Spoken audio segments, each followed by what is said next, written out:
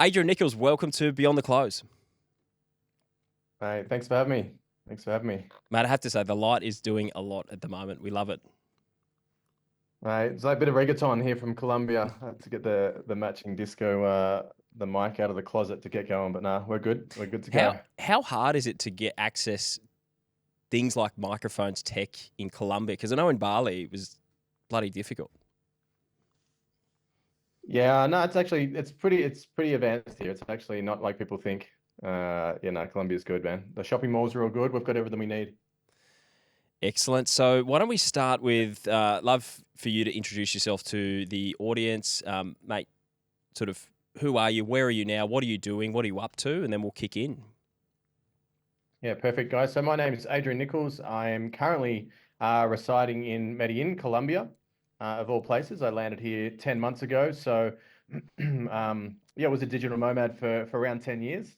I was in the coaching space, then got into the high ticket space, and worked with Chris for a few years there, and he helped me get my wings. And then now, yeah, based out here in Colombia, managing a sales team. I'd love to go back to where we started. So we met probably 10 years ago, or it was around the time Sash Sydney started. Yeah, And yeah, back in the what day. what year was It that? was about 7 years ago. 7 years About ago. 7 years ago, I think. About 7 years ago. And 2017. you were a coach. You had a coaching company, so you had your own offer, and you were selling that online through paid ads. Yeah, at the time, yeah. So I was in the coaching space. I was in network marketing for many years, so I had a bit of a background. I wouldn't say in sales as such, but I had a bit of a background in oh yeah, I think you could say network marketing is sales, but very low ticket offer. But I learned some very soft skills in network marketing, which was building connections, like really building rapport, I guess, building a sales team. So I was in network marketing for a few years, and then that kind of diminished. The company slowed right down, and then I did my NLP training. So I studied NLP, and then I stepped into like men's coaching for about 3 years. And I was on my own offer. I was doing fulfillment, I was doing coaching, I was doing the sales, I was building the funnels, getting up at 4 a.m. on coaching calls to a coach that was in LA at the time. I remember I was living with Dave Nelson, and I'd get up at 4 in the morning, and I've been sitting there for 3 hours working, and then he'd get up at 7, have his berry blasts, your health berry blasts, and the greens. And then yeah, I built my coaching business. I had all my Facebook ads up and running, had a funnel converting very well. And then when I was out in Brazil during the pandemic, it all kind of crashed, and I was kind of left in a space of building a coaching business organically.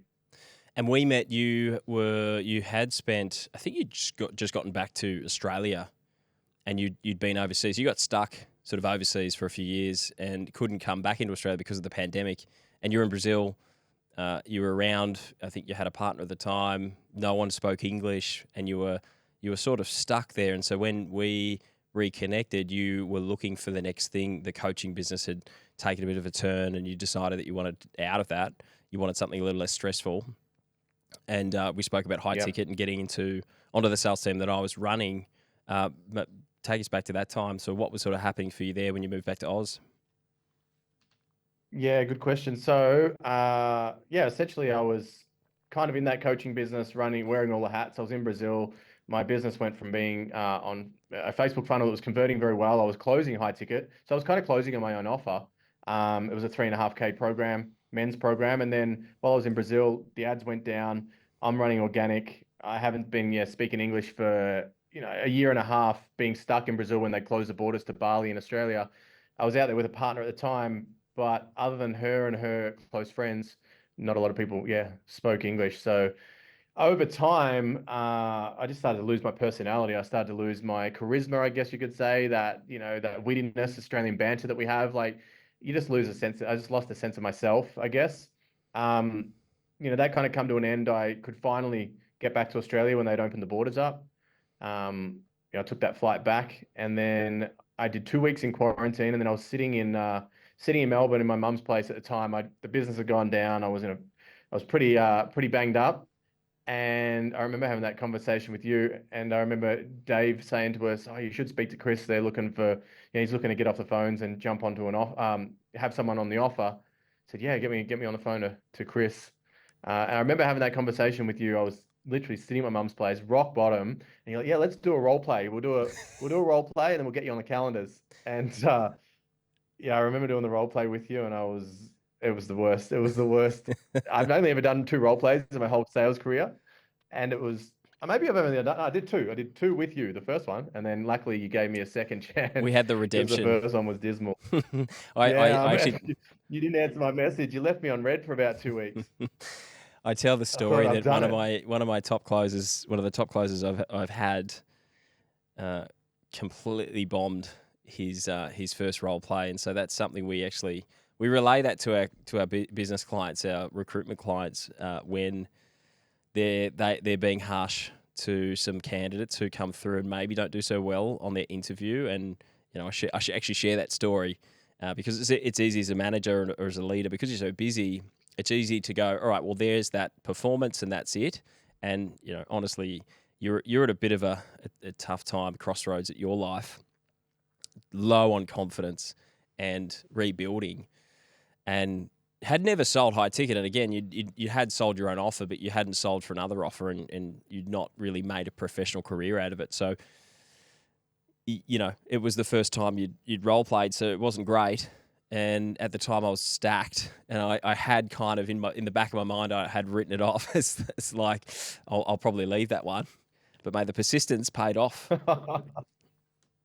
Wow, it was horrible. Because then I went from 2 weeks sitting in quarantine hotels. I'm at rock bottom, like rock bottom. And then I just remember sitting on my couch doing that role play. It was my only chance, and I'm pacing around listening to these calls that you'd sent me, these demo calls, and I'm listening to them over and over. We did the role play, and it was because I had everything was on the line. Everything was on the line. And then from there, I did that role play with you. Didn't hear nothing. You'd left me on red for a couple of weeks because you're so busy. And then I'm like, I'm out of here. I cannot rebuild my life and where I'm at in Australia. Like, it just wasn't for me. It wasn't a fit. And I'm like, I'm out of here. I'm flying to Bali, and I'm going to get back there. I'm going to rebuild from there. So at the time, I had no money. I'd borrowed $800 off my little brother, and he lent me this money. And I booked a ticket, and I flew out to Bali. And I was like, it was when everyone was locked down. There was like 3 people on the plane. So I'm at Melbourne Airport, walking through the airport. Some passport police guys like, you can't leave. You need an exemption. I'm like, I'm out of here. You got to get. And he let me out. I think he just saw the look on my face. He's like, yeah, you can go, mate. You don't want to be here. Got into Jakarta, and then they had locked me up again for another 4 days in a quarantine to then go to Bali. And then that's when I had the second role play with you sitting in the hotel in Jakarta. That's So right. like, I don't think you realize how on the line it was. Like, I had nothing. I'd borrowed $800 from my little brother. I'm flying out there with just one potential opportunity, which was to get on your offer. And then we did the second role play, and I remember sitting there on the bed, and I'd listen to your frameworks. I'd listen to your 7 beliefs that you were shifting in the call, and I kind of just wrote down where I needed to be on the call at what time. And once I had the framework, when I did the second role play, it was just kind of, you got a framework. It's very easy to then bring a bit more personality to it as such. And I remember then you're like, yeah, sweet, you're good to go. Yeah, I don't think I was actually up to speed with what was on the line at the time. I could feel the desperation. Definitely could Everything. feel that. I could feel the follow up. So that was one thing I took into account. I was like, follow up's there, so that's one tick in the box. So often candidates never follow up. They have an interview and then they go missing. If they don't hear back, they're waiting for us to follow them up, which often we do if they're really good. But as a candidate, you're on display. Your follow-up skills, not only your selling skills, but also your follow-up skills. So the follow-up was there, could feel the desperation, and you did nail it. And obviously you'd practiced. Yeah, I was listening to the demo calls you'd given me. I was listening to them on the plane on the way over. Like, that is literally, it's all I had. It's all I had. And I remember, walking around when I was still back in Australia, pacing around, listening to where you were in the call, listening to your intro, listening to the why now, the got to put doubt into them, partner objections, logistics. I knew exactly where I needed to be. So then I just had those 6 points, exactly that, the why now, the guy, the goal, the why, the cost of inaction, and just how you laid out your call. And then once I had the frame, I just knew where I had to be. And then yeah, the nerves dissipated, and mate, you gave me a shot. And I then don't think you realize how big a shot you gave me. well, mate, and you took it with both hands because you closed your first deal, closed your first call, and you may have Yeah. closed your first multiple calls from memory. Yeah, we did well. So I remember getting a place to Bali, and my friend hooked me up with a free rent for a month. Good old Sarah. And so I'm in this big villa. My calendars, you guys had connected the Calendly up, and then I started to see the calls coming in. And every call was like on the line. It was I literally had no money to put in the scooter to get the bike into Canggu, and yeah, I was just like the call would come in, and I'm like just got to be present on the call, and I think I closed the first one, and then I was like, how do I take the payment? I'm on the call. I'm like, oh no, he wants to put his how do I get the payment in? Get the agreement signed, I and think then what was we're off to the happening at the races. time as well, I was a player coach. I was managing and on the field, so I was taking calls. And at the time, I think I was No, integrating. I think you'd stepped away. Had I stepped away? Okay. Either way, I think I was integrating you on the side. I think I hadn't sort of I hadn't introduced you to the team, and so you were sort of like the side project that I yeah. was working with. I was feeding your calls, but the onboarding process was probably a bit shoddy, and so you were here going, man, I'm how do I take a payment? I'm like, damn, man, I wasn't expecting you to get the first one, and so then we're on, and pretty quickly you got integrated with the team, and Yeah. probably within the first month or two became the top performer. Was it the first month, second month? Well, at the time, you had a couple of guys on the calendars, but they were one of them was a previous student, and then and I think you had the other guy there as well. And yeah, I think I just started closing them, and then I think in the first month I got to the top, and yeah, and then it was just all one way from there. I think I remember messaging through and asking for I was getting paid monthly at the time. Like, do you mind just putting through Yeah, just you needed an 2 week payments just to advance. get me by? Yeah, What just need an advance on me commissions. what was the payment at that time? I think it was about 7,800 or 59 maybe at the 55, start. 59. 55, 5,500. Yeah, and then a paid in full would have been sort of in the 200-300s. So paid in full would have been sort of 700ish, 800 Yeah. bucks. Yeah, so commissions wise, yeah, as a paid in full was about 750. Yeah, something like that. Yeah, the money So started to come first in. first commission check, how was that, mate? Like when you and first month, I guess first proper month of going from borrowing $800 from your brother, using that to get on a flight, having zero way to make money, having one opportunity up your sleeve, being in Bali, not having enough money to put fuel in the scooter, and fuel is pretty cheap in Bali. Like what are they rocket fuel, or they put God knows what's in that petrol. Yeah, a couple of liters, $2 or $3 worth. Yeah, literally, like I had no money. I had to steal some 50K, 50,000 baht or whatever it is out of the fruit bowl to get my scooter into town. And then we got the pay advance, and then you guys pushed it through for me. And yeah, we were off to the races. I think my first paycheck was around, yeah, I think my first month I did about 8K. I think it was. Yeah, I did that 5K advance and then 8. And then from there, I think second month it was like 15, and then it was like 17, and then it was like 22, and then yeah, it was just I was just in the trenches, just doing it. I was back to back. I remember just back to back to back, 8 calls a day, 5 days a week.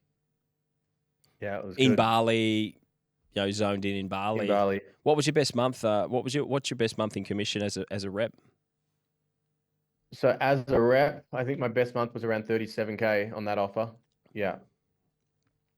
How did you manage being in Bali, sort of the land of yin yoga, people who are meditating every day, uh, with such a masculine performance Yeah. driven role? Like you're in the rice paddies. I remember every sort of team call, you got the rice paddies behind you. How did you manage that? The yin and the yang. Yeah, so it was very different because everybody else is there to relax, have a holiday, etc.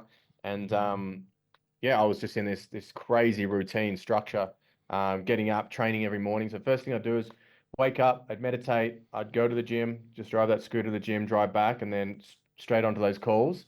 And if I wasn't on the calls, I was role playing, like I was just role playing the framework in my mind. And yeah, I did a year alcohol free. I got there, I just got in the zone, got on those calls, showed up to the sales meetings, and we just did what we had to do and got back on top. Yeah, I guess completely detached. I had a goal. Like, yeah, I was never going back to where I was, and hitting rock bottom in that hotel room in Sydney. I remember just being at zeros bank account, zero emotional stability, like zero emotionally drained from being in a country not speaking a language, not having human connection for a year and a half, living in the uncertainty. I had no structures at all. No fortitude. Like there was no internal structures, there's no external structures. So I had to build everything back internally and externally. And obviously the result of the internal work I was doing, the meditation and the groundedness and the training resulted in my calls when we were doing those calls, and I was getting results, and that confidence just built and built. And then that went from being nervous on the calls to just, those paid in fulls one after another. But I think then it got too much where the rigidity on the calls, where you had to say, hey, hang on a minute, you're not closing deals, what's going on? And then we come up with that, you come forward with your coach and you said, when you're having fun, then you're making money. And then that's when you kind of coached me to bring more lifestyle into my journey rather than just hustling and being on calls back to back 8 hours a day. Like you're A like, little bit what are you doing playful, for but a fun? little How bit are of you switching off? playfulness. Yeah, exactly. Like, what are you even doing all this for? So I was on it. I was in it in the zone for about 6 months, and then that started to come into play, the rigidity on the calls, and needed to bring back the play. And then that's when you bought, like, when you're having fun, you're making money. And then I just switched my mindset, and on the calls, whenever I'm on the call with a client or a potential prospect, a potential client, I just make it fun. I had the frameworks, but I just go back to having no detachment, no attachment at all, and just making it fun on the call. A bit of banter here and there, but still keeping a really strong leadership frame. It's interesting because everyone's different, and I think with you, one of the, your best was so good, but then you would dip into these ruts, and it was almost always the same. It was almost always because you'd gotten too serious, and you'd sort of the fun had died out of your calls. You weren't bringing any personality to the calls, and it was much more like sort of coming to tick the boxes because it was so ingrained. You'd done so many of those calls. You start to then, yeah, it starts to become a bit more of a chore, and then your how you are perceived by the prospect starts to be different, and your results drop, and it's just an incredible study that most of selling's between the ears and how you're showing up and how you're being. Like the process, what gets people started is a process. They have to learn a process. They have to know the skills. Have to have the skills. But then it's just between the ears. And if you're showing up as your best self, and part of the best self is being fun and enjoying it. And if you're having fun and being playful and enjoying it, they're having fun. They're going to like you more, and the results just, they go through the roof. Yeah, it's a dance for sure. And I learned that it's like it's in seasons, isn't it? Because it is seasons. You get used to the offers, you're ramping up, so you're excited. You start getting your first commission check, so you're still excited. But then yeah, once you're making 20 a month, 20 a month, 20 a month, and then you got to change your why. You got to go and change why you're even doing this. Like what's the ultimate result, and then make sure you're upskilling as well. And then bringing in different nuances that keep it fun. What what was the how could you describe the difference between selling your own offer, being the guy who's on the ads, being the coach, and then jumping on a sales call, selling your own offer, or selling MLM, like multi-level marketing? How it was the difference between those types of selling to selling high ticket and selling for someone else as well, selling someone else's offer, being a professional salesperson? What were the biggest differences you Mm. noticed? The biggest differences was I think with the network marketing, I learned the soft skills, and I learned, I was construction for 15 years. I was a builder from 15 to 30.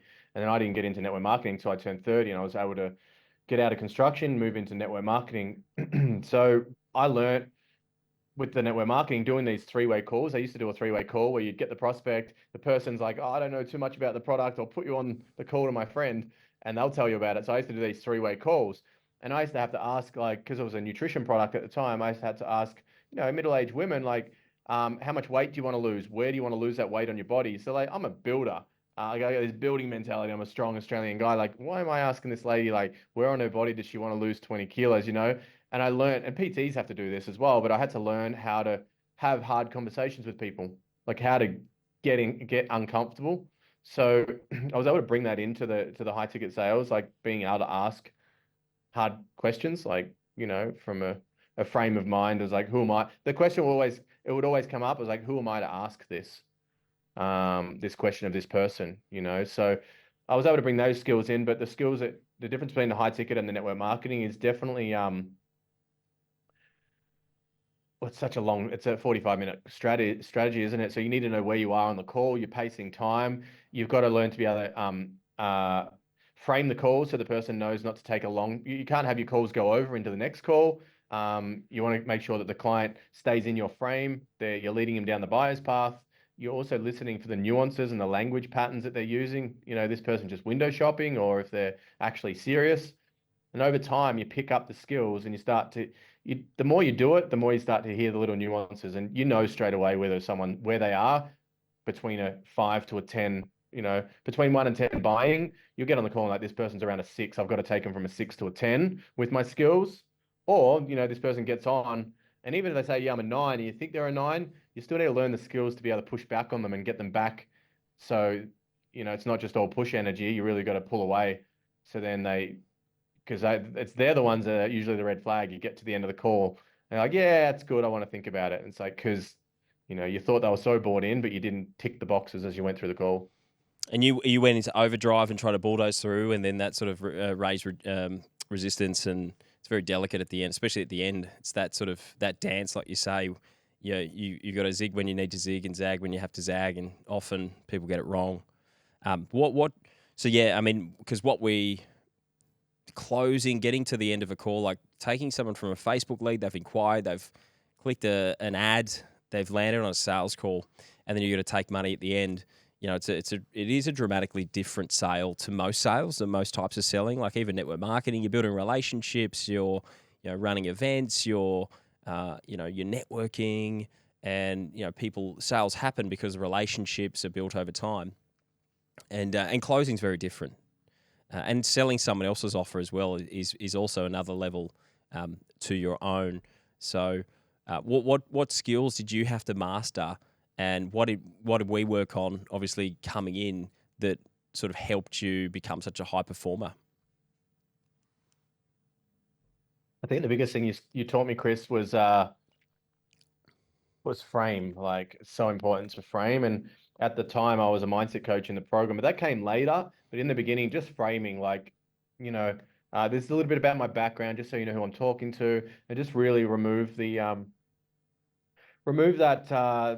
feeling that they're on a sales call. It's like removing having them release a guard. So you really need to be good in those first few minutes of building rapport and having them pull the guard down, and that's through being personable. I think the where I was able to do that really good because obviously been lucky enough to travel like for the last 10 years. I've been like 52 country, and I feel I'm very good at just building relationships very quickly. Whether it's a person on a train or a plane or a bus or an airport, speaking to someone behind a desk at a hotel, I find that I can come across likable. I don't know. For some reason, I've got a really good skill set of, there may be an unconscious thing, but yeah, being able to build that rapport in the beginning of the call. So the sales guard goes down and they're open. They're open to what you have to say. They're open to how the call is going to go. And then you lead them down this path that doesn't sound salesy. You're just having a conversation. Yep, and it's all going to happen really quickly. So it's building trust. I think it's building split second trust, being able to get into that state with a prospect where they've got their guard down, they feel like they know you, they see you and respect you as a consultant, and they see it as a coaching call, almost a call where you're going to guide them, as opposed to it's a sales call. And then over the course of the call, they share information, you use the information, you provide feedback and advice, and ultimately most of the sales made up front.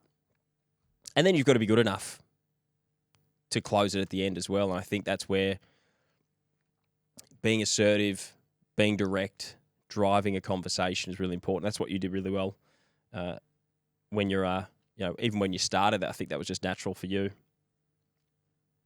Yeah, you've got to know where they're at.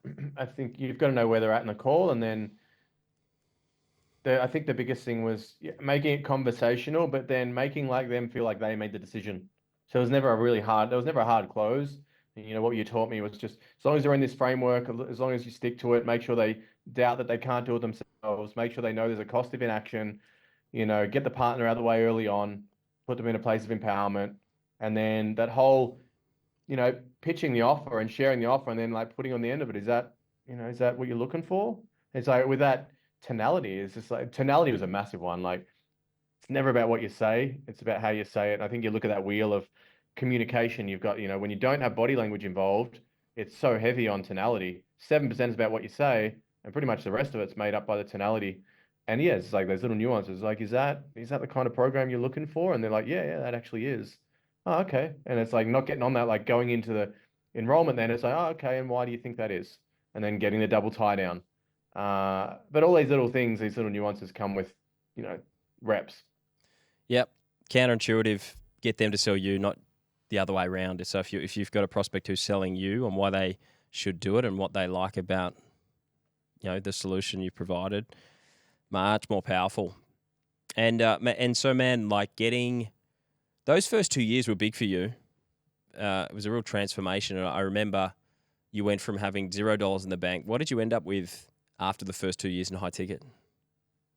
Like clean. I about clean away. About probably a 400, 500, half a mil.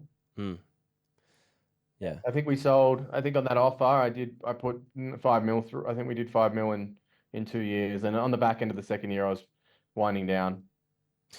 Yeah, you were done. It was time for a change, and I think that can happen. I think that can happen as well for a lot of people who transition into high ticket. It's such a it's a big cash injection, but then it can become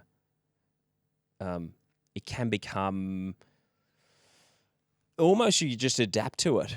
And now as a lot of people who are good at sales and good at entrepreneurship, or a lot of people who are good at high ticket are often entrepreneurs or failed entrepreneurs or people who've had a business and didn't work out, and they get into this and so then they build themselves back up, and then it's like, do I want to keep doing this or not? So you have to keep reinvigorating yourself, and I think you said it well. You have to keep rediscovering your why to keep going and realigning with why you're doing this, and that changes over time as well.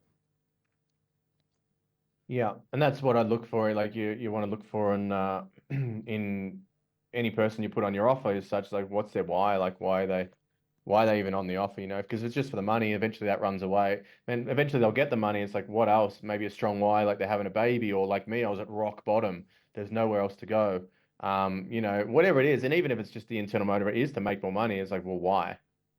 Because eventually the best thing about sales and closing, if you're persistent enough and you just keep, following your advice, following other coach's advice, following, just investing in yourself in it, you can't fail if you just keep at it.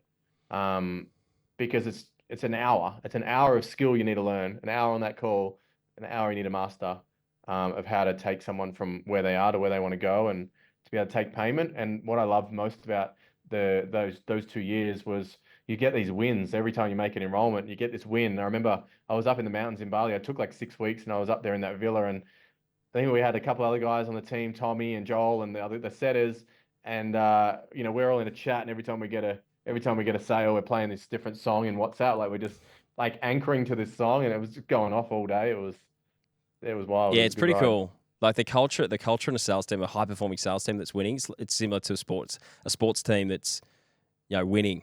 It's a fun place to be, and I think like we were saying, the pain starts most people on a journey in sales. Like we got to find the pain. What's motivating them to start something?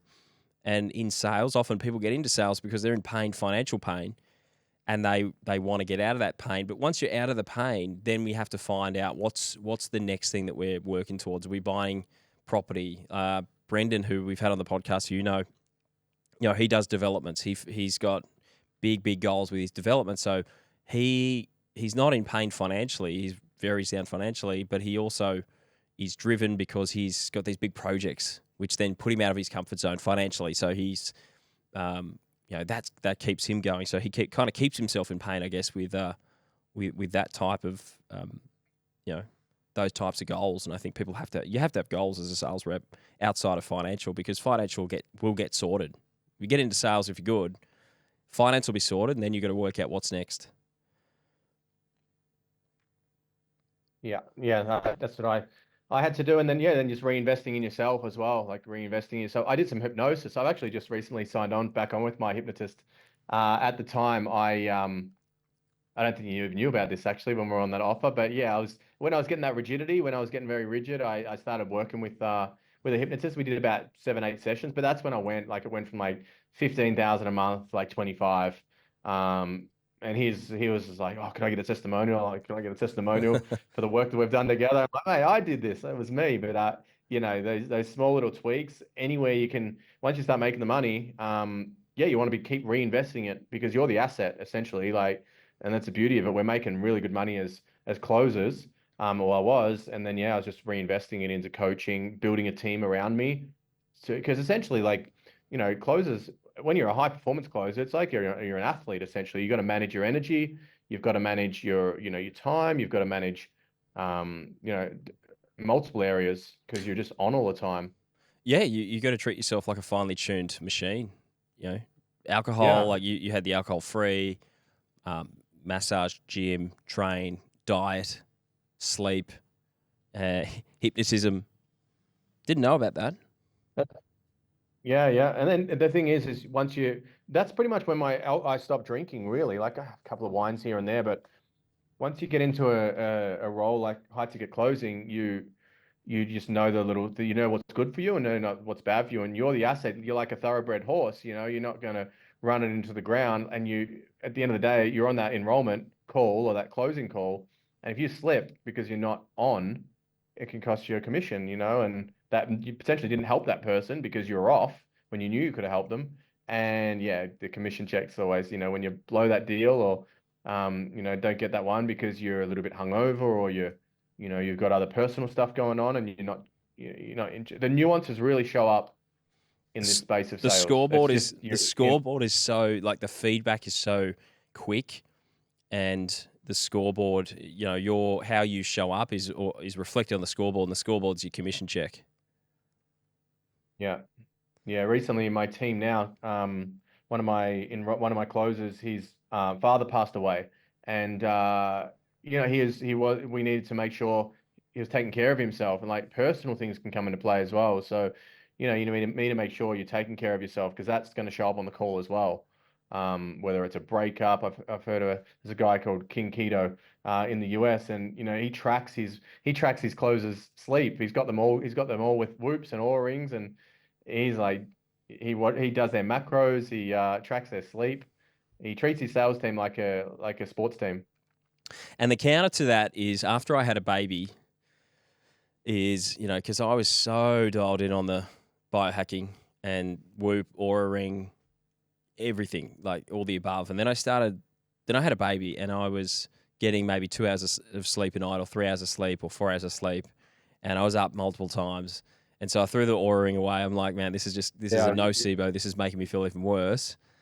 And I was surprised that a lot of it, again, was mindset. So if I decided that I was just going to push through and have a good day and a good week, and I wasn't going to let it impact me, I actually did it. I pushed through. So I think there's elements to, perfect preparation equals performance. But if you have kids or if you've got something where it's not possible to be perfectly prepared, it's still possible to perform which I can't explain. I can't explain that. So that's the funny thing. I might have to look into that. I might have to create a podcast about salespeople or athletes with kids who don't get much sleep but can still perform. Well, you're the 1%. But I So think the 0.1 of the 1%. I think the difference is that, like, mentally, I think if you've had a big night, you feel guilty. You're showing up, and that you've got this self-esteem reduction. So I think your confidence is a bit shot. For me, anyway, when I used to drink, and I'd have a big night, or I'd have a big weekend, and I'm showing up as a diminished version of myself, dusty, I would feel like I'd let myself down, and I feel like I'm letting other people down. And then that, of course, reduces your self-esteem. You look at yourself a little bit lower on the podium, on the pedestal. And then that impacts, I think, communication a lot and your Sure. performance. But when you've got Big kids, you're time. like, man, I feel like I've had a big night, but I know I haven't. And I feel good because, doing good in the world as a parent. So I've got that little life that I'm keeping alive. So I'm ticking boxes, and you feel good, and you can just perform. Maybe that's it. We'll have to look into that. Yeah, no, I think he's right. It's the internal feeling of guilty. Like because at the end on the sales call, you're selling your certainty, or they're selling you their certainty. And if you're feeling a little bit guilty, self-worth goes down. Because you're looking like I shouldn't have been out last night. That little voice, and you know. But yeah, as I said, when your baby's crying, it's a different internal motivator. It's not you're not feeling that. These small little subtleties, it really shows up. And that offer we were on, we're talking business professionals, so you had to be sharp as a tack. So you went from this offer. Now you're managing a team. So you're building a team in Colombia. There's it's a $25,000 ticket price for a lifestyle based offer. It's a quit alcohol offer. It's pretty cool offer. Talk us through that. Talk us through the transition out of closing to getting into leadership. Yeah, so I was still on one. I was on your offer at the time. Maybe I wasn't. Maybe I'd given away that offer, and we'd actually moved to LA and opened a gym of all different business ventures. And so I was in LA at the time, and a friend of mine I met in Bali, has this quit drinking program for executives, doctors, lawyers, busy professionals. And he hit me up. He said, "Hey, you want to jump on the offer and start closing as a closer?" I said, "Yeah, no worries. Let's do it." So while I was working at the gym during the day, we're building it out. I was coming home and doing these closing calls.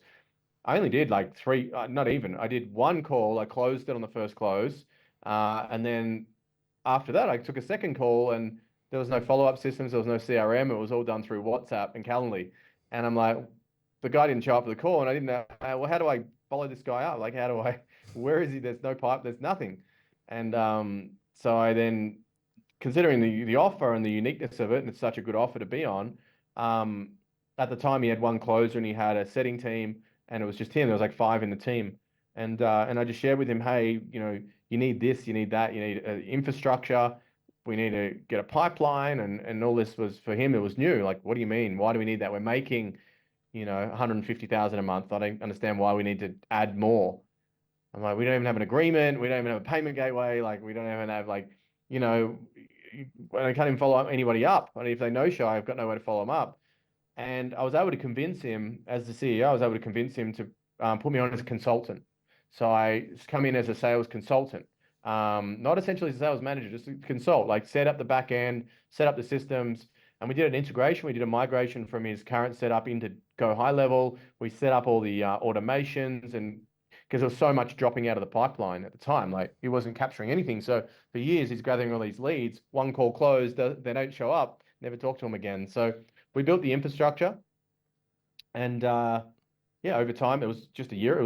I've been on the offer now for a year and a half, and yeah, we built the infrastructure out. We grew the team, and it's been an incredible journey. I've gone into more now leadership. Now I went from having that one closer to then building out a full sales team, building out a triage team, bringing in an ops manager, and building this machine, and working on rejigging all the offers. So really come in as a consultant, and then I think my background as a builder as well really helped looking at where the pieces go. But being in your on your wing when you did what you did with the company we were in, watching, I was like obviously over watching what you were doing, and we were in it together, building the airplane as it took off. And with that offer, it went from, when I come on the offer, it was 100 grand a month, and we went to 1.2 million at one stage before I jumped off it, and I was able to jump on this offer. And we are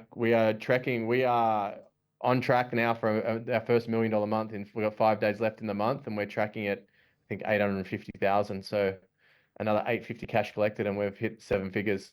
Let's go, Which is, dude. let's go. That's Yeah. awesome, man. That's a result, and we're doing some coaching at the moment, so helping you through that, which I'm loving, man, and I'm loving seeing the journey. And I think seeing you take that from 150K a month, and really assembling this infrastructure that you've put in place for the offer. It's a credit to you, dude. It's not an easy gig, and not many people could pull it off. And So I've been impressed and man, loving this new sort of next chapter for you, and watching it play out and being a part of it. Yeah, no, it's been awesome, and like everything from when we jumped on those first calls, we did it. You coached me every step of the way. Like with the closing, I nailed that, and then obviously watching everything that you did with that company, and then now we work together. You know, you're coaching me and consulting, I guess you could say for me. Um, yeah, it's just insane. It's crazy to think where we are now, and now being able to pass on all those skills to my closers and the world class team that we have. But the same thing as what happened with you, I've got guys coming on the team now that they're burnt out in business. They're done. Like they're coaching. They're done with coaching and running fulfillment and doing wearing all the hats. And they're calling me and saying, "Hey, I want to jump on the off. I want to jump on the closing team." And it's like some of the guys that I'm lucky enough to have on our team. These are world class people, and they're stepping away from their own businesses to step into high ticket closing because they've got a family, they've got a baby on the way, or they've got something that they just want to be able to turn off on a Friday night and enjoy the weekend and not be a business owner where it carries into the weekend and then there's no. What I love about closing, you've got those quick wins. You make it, you close a deal, the team celebrates, and you get your paycheck at the end of the month. And walk away. It's perfect. It's Feeling good. perfect. It's perfect. It's super stressful. It's hard. It's emotionally draining. It's all the things like a business owner, but it's so much less of all those things than running a business. You know, you're focused on your own. You're focused on one key part of the client journey. You don't have to get the lead. You know, there's marketing that's out there sort of generating leads. You've got to, the sales team has to qualify and close, and then you pass it off to fulfillment. And that is a big benefit of this space. And a lot of the other sales roles out there, you got to go and jump on LinkedIn and make 100 connections a day and cold outreach people and take them from like unaware to over a journey of months to then making a buying decision. It's so different on high ticket. I think that's why a lot of business owners want to come into this space and be part of it. And you're almost crazy as an entrepreneur to actually want to be the business owner when you can just jump on an offer like on something like this and be higher paid. It is a gladiator sport. That's so true. Being a business owner is a gladiator sport. That's what I said to our CEO, and he's like, I really agree. What you said the other day, I really agree with that. If being a business owner is a gladiator sport. You're in a battle every day. But like when I was on your offer, Chris, I was in Portugal. I think I was in Thailand. I think I was in Bali. Like I was doing it remotely from everywhere, as long as we had internet connection and you could log on and be in a quiet place. I remember in Bali, I was, drive down. I was out in the sun. I just had the ear pods in and, just enrolling people. What a transformation! Hey, I mean, what about that? Like, how did you manage that? Because that's not easy as well. As good as that sounds, it's your environment is really important as a salesperson. We've spoken about your preparation, how you show up is really important. Your energy. So, how do you manage that when you're sort of in airports, you're flying, you're in different locations? Sometimes you got shoddy Wi-Fi. Like, how did you manage to maintain to be on whilst you're traveling around? It's a good question. You just got to always got it's your priority, isn't it? It's your income is your priority, and as a closer, I plan around. We finish at 2, then I'd book the flight at 3, and I'd be in a new country by 8 a.m. the next day for my calendar to be on. Living in Portugal was good because I'd get up at my first call would be at 7 a.m. I'd work from 7 till 11. I know you didn't like it because I had minimal time on the calendar, but then 7 to 11 was 5 hours or 4 hours. But I'd enroll 2 people in 4 hours, and then I was done by the end of lunchtime, and I'd be at the beach because the time zone I was getting online at, taking 3 o'clock calls in Melbourne, Australia, and the last call was at 7 p.m. So the good thing about that was my energy was on because I'd been up, just had a coffee, so I'm like sharp as a tack. And the poor clients we're speaking to, they're on their way. Their energy's starting to drop, so they're very easily to be able to enroll them. They're easy to persuade. Easy to persuade. And then you get to enjoy your day while everyone's sleeping, and there's no action. Slack's nice and quiet. No email. No calls. Love that. We just got back from Europe. We just got back from Europe, and we were working over there. We had probably 3 to 4 hours a day working, and that was probably the best part. The best part of that time zone difference is, you get up early, you get it done, and then you go on. You can enjoy the day, and you're not getting calls. So, yeah, there's something in that. I think Portugal and that side of the world it's a good time zone. And you can still make great Yeah. cash if you're stacking your calendar with 4 to 5 calls and you've got a good show rate and you've got a good close rate. You can still make 20 Yeah. grand, Just 30 grand getting. a month. Yeah. Yeah. No. So, and that's it. The best time is the end of the month is putting the invoice in. Because there's no overheads in this business. Like it's no overheads. It's you and your time. And it's really you against you. Like closing is just you against you. It's you getting better at your numbers. It is just you against. It's not even someone better on the closing calendar comes on. They're doing higher numbers. At the end of the day, it's not you against them. It's just you against you. That's important. That's important to remember. I think competition's really good. And I think closers really love being number one on the leaderboard, but also, there's circumstances that you might have a different lifestyle. You might be choosing to work less, and you just have to measure yourself against what your, especially key performance indicators like close rates and average order value, those sorts of things. I think if you measure yourself against those and you set your bar at where you want to be, you just have to be very diligent at keeping track and maintaining that performance. Yeah, yeah, for sure. Talk us through, as a manager, as a leader, like a lot of the listeners, they are either looking to get into high ticket or looking to progress their career from sort of a certain level to the next level. As a manager, what do you look for? Or firstly, how do you hire? Where do you look? Most jobs never make it to Seek in high ticket, so most jobs you're not going to find them on Seek. People get placed through network. Where do you look to hire reps, and what do you look for? That's a good question. I think I don't know if it was you that shared this with me, but recently, yeah, I heard the quote, and it's so true. It's like good people attract good people. At the end of the day, like Dave, I'm not sure. I'm pretty sure you built all your teams around, except I probably believe so. The setting teams, maybe you'd find online in these seek.com, maybe. But closers, it's like good people attract good people. And I think Dave recommended me to you because he had heard me on a closing call one time and, said to give him a shot. So I believe, and luckily you gave me a second shot. But everyone in my current sales team is all my closers they've all been in my networks. Hey, they've all watched me do what I've done. And I think for anyone that's moving through from a setter to a closer and then wants to essentially be a manager and then eventually move up to, whatever it may look like, what's super important is to do the thing and do it well. So when you move to the next space, people have respect for you because you've done the thing. People follow you for what you've done, not for, and then, there's 5 levels of leadership. They don't follow you because you're hitting them with a stick. They follow you because they want to follow you because of what you've done and what you do for the company and what you do, for the mission, etc. So people have just been attracted to me, Chris. It's just crazy the people that have come out of the woodwork and say, "Hey, I want to be on your offer." Now, I was lucky enough to meet a guy here in Colombia. So a big thing is where do I find my people? Networking. I networked and found someone, and I was in their presence for a few weeks. He was going to do recruiting for us, and it was going to be a 5K fee for him to recruit. And after being around him for a month, I was in a mastermind with him. He said before he left, he said, "Hey, just send me your application. I'll send it out to my list." And 8,000 people he sends it to. So I've got over 150 apps to get on our sales team right now. We've got over 200 applications to get on the team, which is That's which is wild. crazy. That's wild. And so the advice to reps is to focus on building network as much as you are Network. on your offer, focusing on your pipeline and selling.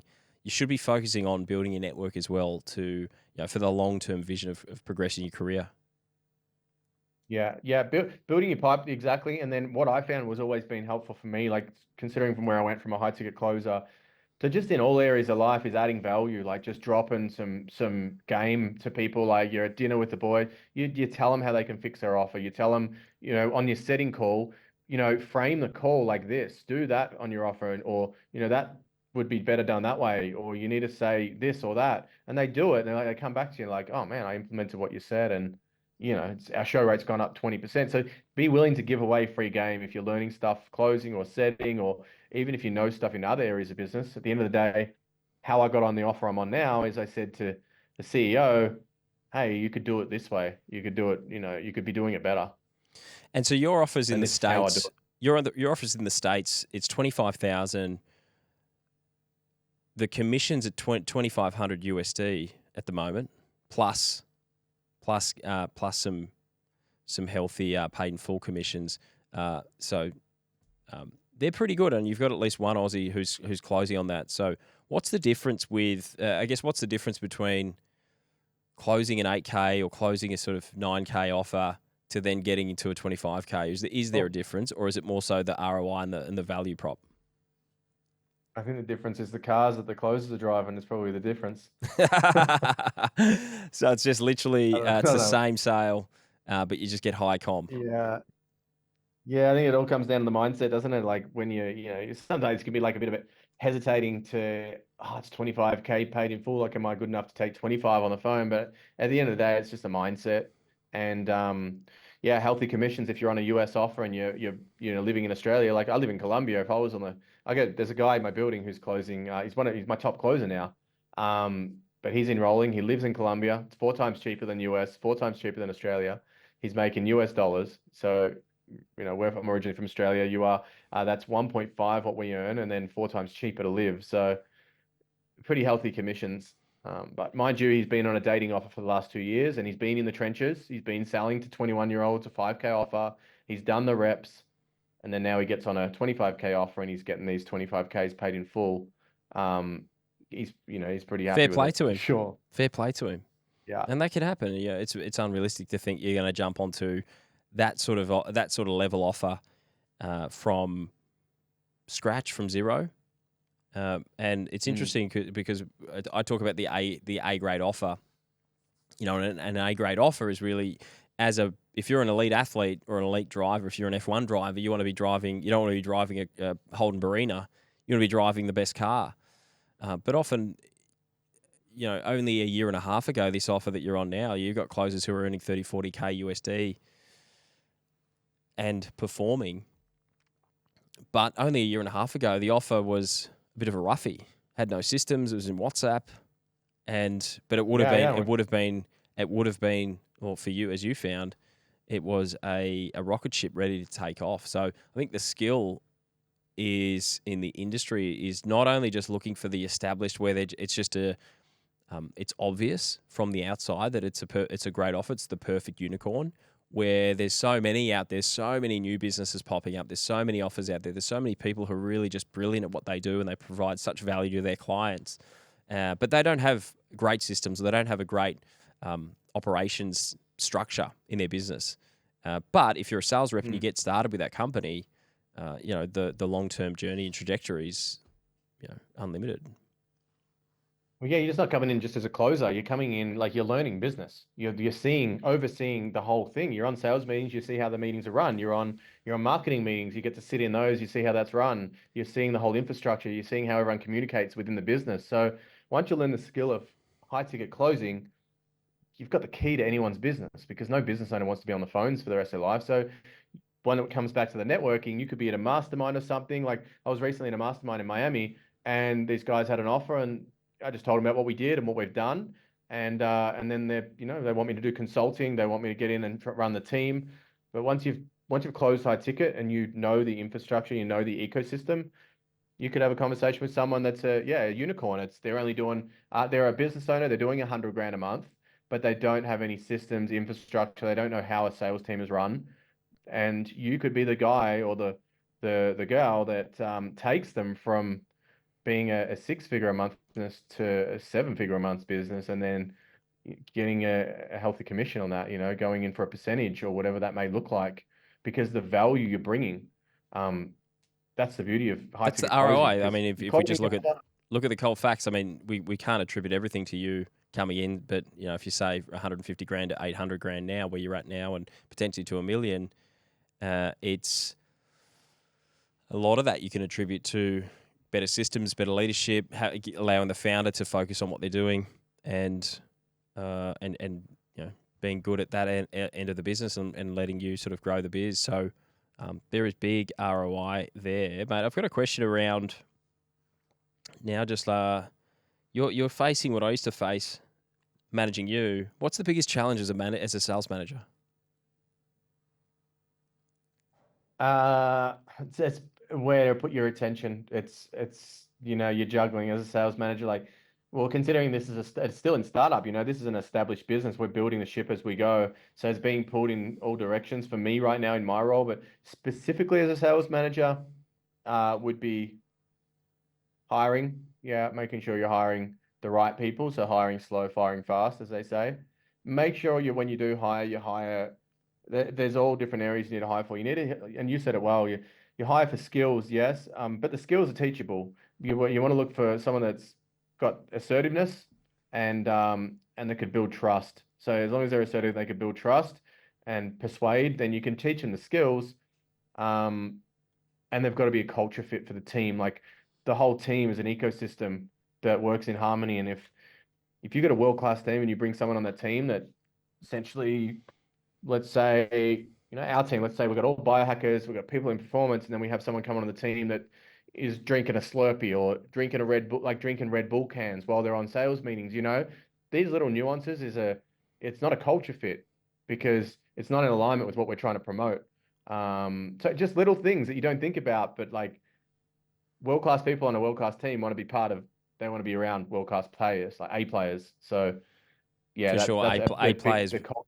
A players want to be around other A players. They want to be around other Yeah, people that yeah, lift them up. And it's culture. And so, how do you yeah. strike the balance? How are you working at striking the balance? I know we're working on it in our sessions, but how are you working on striking that balance between performance and culture? Because it can be a hard one to strike.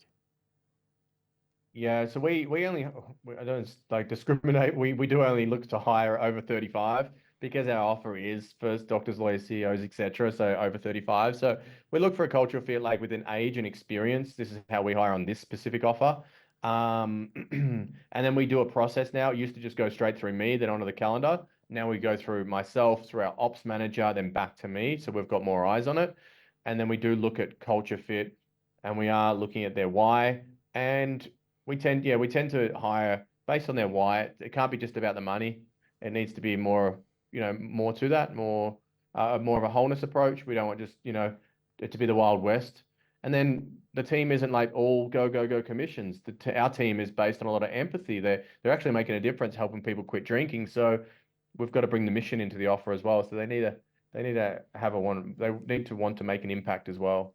What if you had like a really gun setter who was wise and who'd gone on the similar journey, but they were 27 and they learnt the offer and they'd studied and they became. Would you consider then elevating, or is the 35 rule at the moment, is that solid? It's possible. I did have an one of our old setters on the offer, and she was good, but I just found it's super dependable. It really is. Like if they're 27 and they're grounded, they're in good energy, they're grounded, they're not traveling, they're not moving around all the time, they're not as if they were consistent. You could always trial them out. So I'm never saying don't apply for an offer. Dependable. It's once again, if you go back to what you said, consistently follow up, follow up, follow up and top of mind, not a pest. And then, if all the other areas things may line up that you are grounded, you maybe got a baby on the way, maybe there's a stronger why. But I definitely wouldn't hire someone that's moving around all the time, has travel plans, is on different time zones. I'm always looking for someone that's more grounded, is where I'm at with this offer at the moment. It's perfect, mate. It's funny because you were like the opposite of that for so many I was, years. I was the guy. I was your guy You that was just like, yeah, need I'm to in hire Thailand. Bali. not you, not Adrian 3 years Yeah, ago. yeah. Yeah, but it's so funny the full circle that's happened. It's But I hilarious. can see why now. I can see I now was why I you're in was the often Slack going. frustrated. I was often frustrated. It was like what's happening to Adrian's numbers? Okay, where is it? Where are you in the world at the moment, man? Like, what's happening with you? Have you traveled like the last week? Okay, yeah, you've moved countries and now you're sort of in some dingy hotel and the numbers have dropped. So let's get back on It's track. definitely noticeable. It's definitely noticeable. Now I have my who was my top enroller, and he'll get back there. But we did notice that when he travels, a week away, off with family in the other side of wherever it is, and then when he comes back, there's a lag. There's a lag on he's away, numbers go down, and then there's another week lag of him getting back the routine. So something to take away is like if you're on a closing calendar or you're looking to get on one, like consistency is such a big thing of just having your mental bandwidth so freed up that you can just be on your calls and then taking care of yourself and your family and etc. But when you For throw sure. more into it, like travel and things that And take that just away the consistency.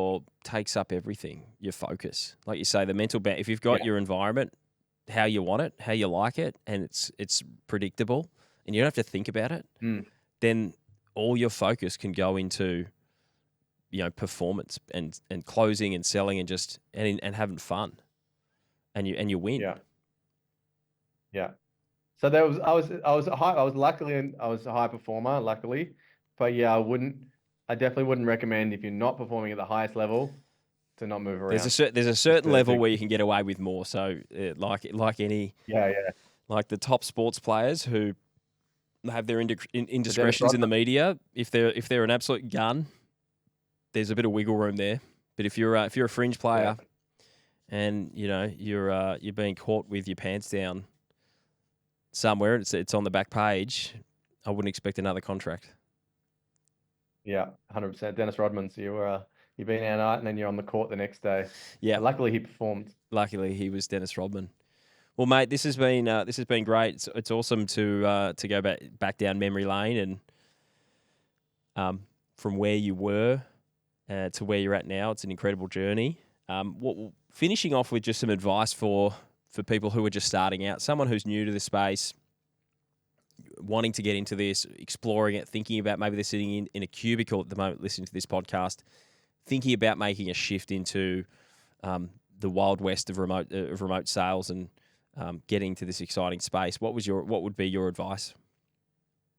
There is no better industry to get into. Like seriously, every person should know how to sell. Like sales and know with conviction that you can do this because at the end of the day, we're all selling something. You're either selling your time working in that cubicle, or you can be selling, your skills essentially, or selling yourself. So, yeah, my recommendation is get the right training. Obviously, follow someone that's done the reps themselves. And obviously, I learned from you. I highly recommend, working with Chris if you're ever thinking about it, because, in the trenches, we just did so much. Um, and it's skills that you take with for the rest of your life. Like you can't unlearn what you learn. And once you have the skill to persuade, it just flows into other areas of your life, your confidence, your conviction, and then, the financial freedom, the ability to be able to move around the world, work from a laptop and a phone. Um, yeah, there's no capped income in this industry. Yeah, it's pretty cool. It's mate, you said it worked really well. So um, love it and love the journey, mate. It's been a pleasure. Thanks for hopping on. No, I appreciate it, man. I appreciate the journey it's been.